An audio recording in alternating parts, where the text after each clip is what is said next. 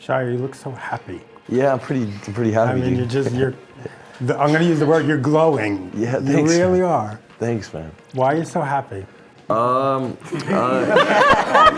What's your secret, man? We want.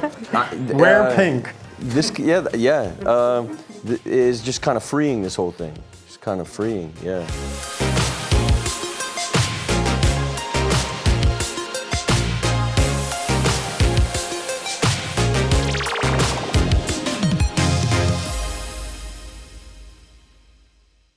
Fantastic movie. Hey, thank you. Intense movie. Thank you. Hell yeah. How did it begin, Shia? Emails with me and Alma. Yeah? Yeah. What did those emails say?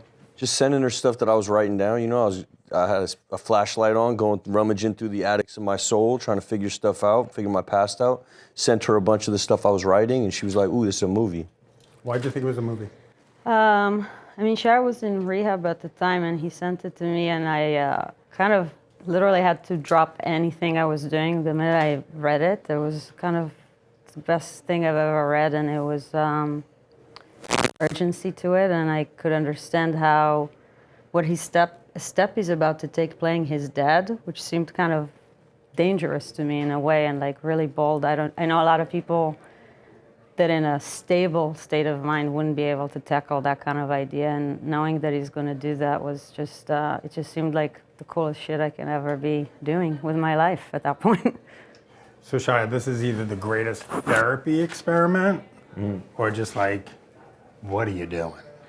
Yeah, I mean, it also depends on like what kind of performances you like. I like people who investigate themselves and share that with you, and it feels real, and that's what this felt like.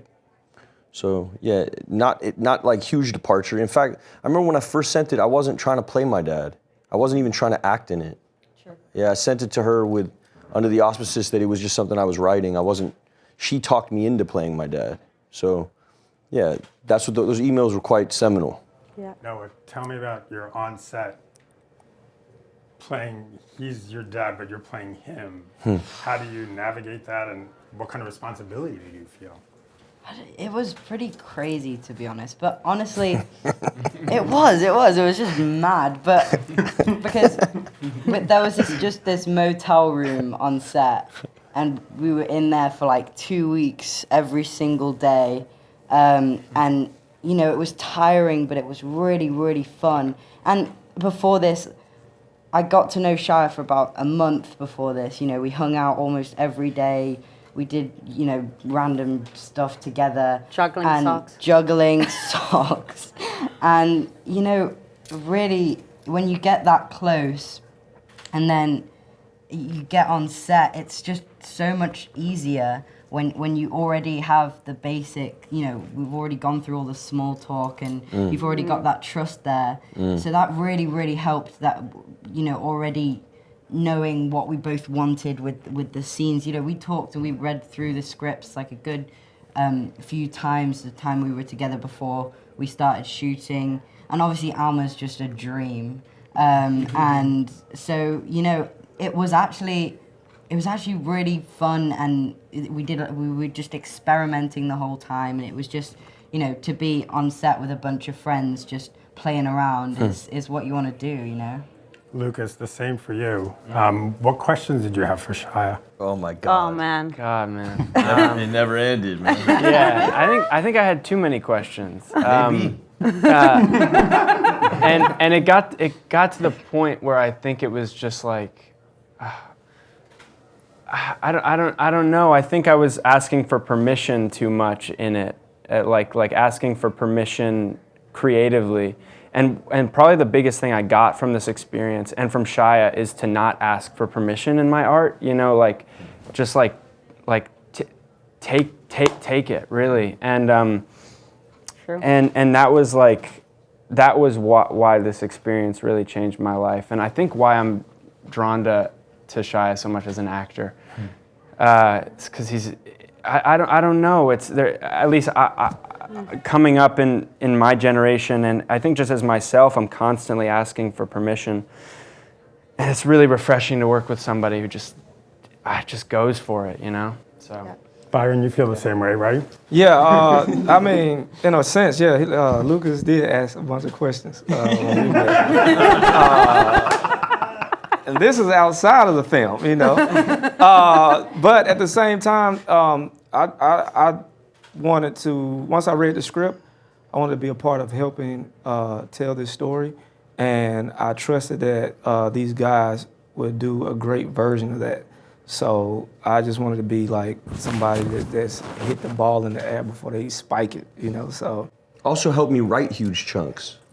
Yeah, like we were all beautiful kind shit of- that he wound up writing. You know, everybody kind of, but huge chunks from Yeah. Byron. Yeah.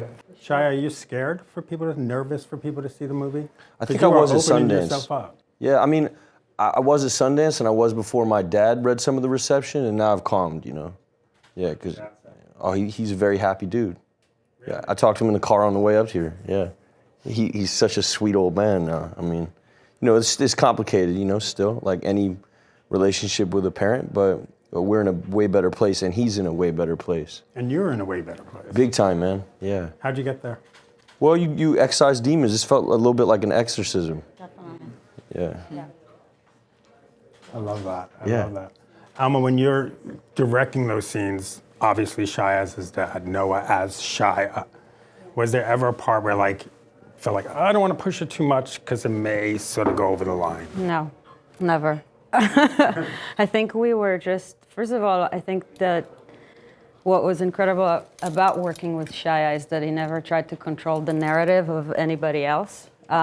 He never came to the set when, you know, Lucas was playing him, and if he wasn't in the scene as his father, he never tried to dictate how we portray him, and he just wanted us to really bring Otis to life, which is, you know, not necessarily like it's not a biopic, it's kind of like a meta exorcism, like he said. So that was really liberating, I think, for all of us. And then with them, I mean, Shia is the kind of actor that I don't think you can ever feel like you can't push him more. He's just like, all he wants to do is go the furthest he can as an artist. And I think all of us got very inspired by that on a daily basis, and just kind of, no one challenges you more to be free. And I come from the same place. So I think we were just going at it. If anything, I just wanted to, you know, be protective of everybody, obviously, and like from a psychological perspective, knowing the immense challenge that he took on himself, you know, to do that in such a fragile time. And then, but then like he was there always an hour before everybody and leaving last. So that's, you know, that just was like not a no-brainer. So Shia, you go around, you decide to do the movie, decide to play your father, you start telling people this is the project you're gonna do. What did they say to you? Was anyone saying no? I didn't tell a lot of people. I sent it to Alma, I sent it to one other person, and that was it pretty much. So I didn't tell a lot of people, and then everybody we approached first, actor-wise, said yes, so it was quite a tight-knit group. I didn't really tell a lot of people. Yeah. Did people say, you know, this might not be great for your recovery? My whole team, yeah. My whole like professional team was not with it. Yeah. Yeah, they were not wanting me to do this. But you do what you want to do. Yeah, I mean, at this point, it was sort of like I didn't have a whole lot to lose, you know? Why do you say that? Well, I was in a, you know, wild spot in my life. Yeah. And I think it informed everything that went down. Speaking back to like what Lucas said, and ownership and things like that, and not asking for permission. You know, you ask for permission when you have something to protect. Right. And so I was in a spot where I didn't have much to protect, and I think it informed the performance. When you look at the movie and you look at your story, do you have any regrets? No. It's all got you to where you are today. Yeah, I mean, I feel like, you know, smooth waters never made a skilled sailor. And, you know, the shit's just sort of helped my life big time. I wouldn't have had a performance like this had I not, you know, played in the mud a little bit. Noah, how was it doing those intense scenes with Shia where, I mean, it gets physical? Well, I mean, I felt, as I said before, I have these amazing people on set that I trust and that I feel safe with.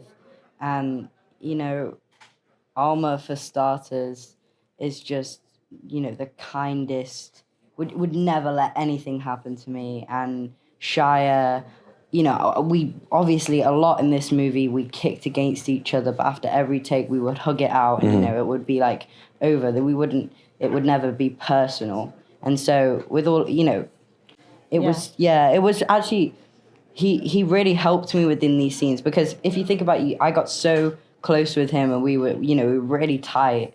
And when suddenly you're in the scene and he's, blocking you or something, I genuinely was like upset by that. And so that really helped Otis. And, because I wanted Shia to turn around and hug me, but, he didn't. And when it sort of like mashed together in a way. But yeah, as soon as it was cut, I felt really safe on this set, honestly.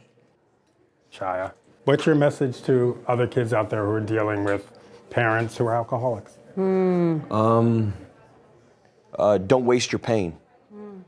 Yeah, don't waste it. It's a useful paint. Yeah. Because I know, Amma, you've talked about bonding with Shia, about being children of alcoholics. I really feel I made this film for children of alcoholics, and that they're all like my brothers and sisters. And then when I showed the film, I kind of realized that the whole world is dealing with daddy issues right now, so it kind of became bigger than that.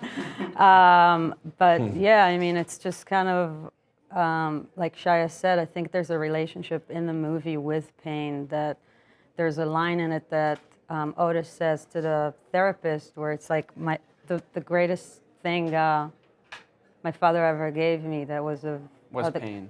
Sorry? The greatest thing my father ever gave me was pain. Yeah, that was of greatest value to me, was pain. And you want to take that away from me. And I think that thing that, like, you have a relationship with pain that really informs your creativity and your art and what you tap into. I think both Shia and me, when we met for the first time, it was obvious that, Shia was at a time in his life when he wanted to really start making films about people and not about robots. And like, for me, it was really like the place that we both go to is to meet those demons and the pain that we both carry from our childhoods, and also the love we have for our fathers. So how do you kind of reconcile that, and how forgiveness can disrupt the generational heritage of pain, the children of alcoholics, and all of us kind of carry from certain masculinity that is inducting us into certain expectations as people. So it was really transformative, I think, for me to do that. And I'm so thankful to Shia that he wrote something that captures that in such a way that isn't kind of fucking phony and biopic, but just really meta and transcendental, So Shia, speaking about robot movies, when are you going to do a big Marvel movie? Oh man, yeah, I'm not thinking about none of that. I'm just here right now. You got to think about De Niro. Yeah, I mean, I'm just here right now.